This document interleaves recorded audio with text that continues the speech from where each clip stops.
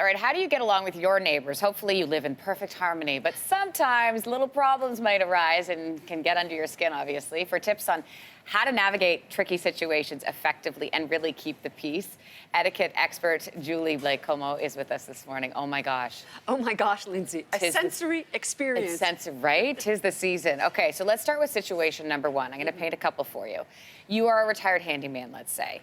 Your neighbor borrows your tools, doesn't return them. What do you do? Yes, you may want to put in place a personal policy of not lending tools. Oh, just don't do it. Don't do it. Yeah. Or, right, you could offer to help. So you could say, you know, John, through the years, I've accumulated a lot of tools. I love to do renovations. If you'd like, I can come over with my saw. I can come over with my drill. Saturday morning would be fine for me. And if they insist, you can say, you know, Sharon and I or John and I have decided that going forward, we've put in place a personal policy of not lending tools anymore. It's not because of you. It's just because, like, we want to make sure that we have them available.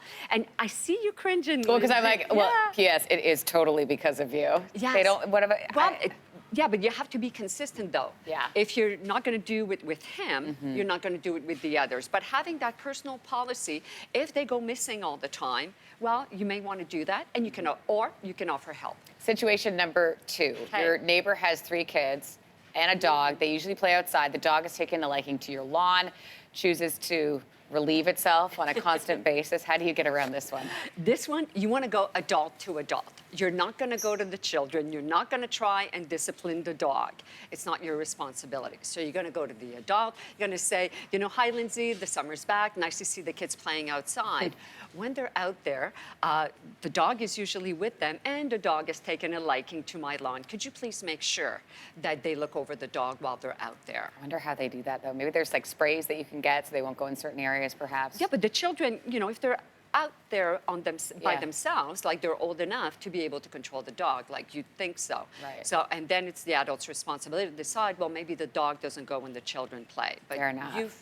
you've mentioned it, and you don't want to send a silent note. You don't just want to put that note in the mailbox. That could create alienation. Absolutely. Okay, situation number 3, Julie. Your neighbor has poor garbage and recycling etiquette. They do not secure their overflowing cans and bins. And then you find that you're the one who has to pick up some of the garbage. Terrible situation. It is a terrible situation.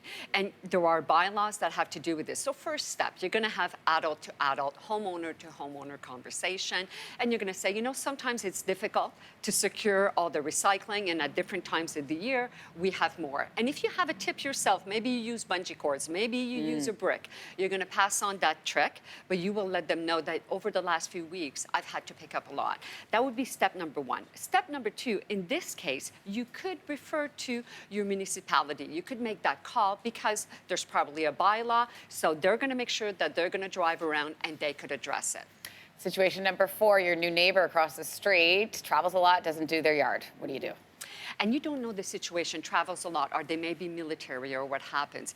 And, you know, they could still have on their Christmas lights, the grass is overgrown, whatever it is. You could say, you know, Lindsey, I've noticed that so-and-so has been traveling a lot over the last few weeks, the last few months, and this Saturday morning, my husband and I, my son and I are free. How about we come over and we give you a hand? We give you a couple of hours to settle your lawn or to take away those Christmas lights. Yeah, So the you can Christmas offer to lights, help. amazing. Situation number 5, our last one. Your neighbor had extensive home renovations. Their contractor did some damage. Let's say to your siding, for example. What do you do? This one is really a touchy one. What you want to do like a mini report ahead of time. So you're going to take some pictures. You're going to also maybe go ahead and get some estimates. You're going to go see the homeowner. You're not going to send an email. You're, not going to call ahead. You're really going to try and make sure that you connect with that person first. How are the renovations coming along? Just wanted to let you know, I don't know if your contractor shared with you, but there was damage done to, let's say, our siding. I've taken a couple of pictures, and I've also went out and gotten a couple of estimates.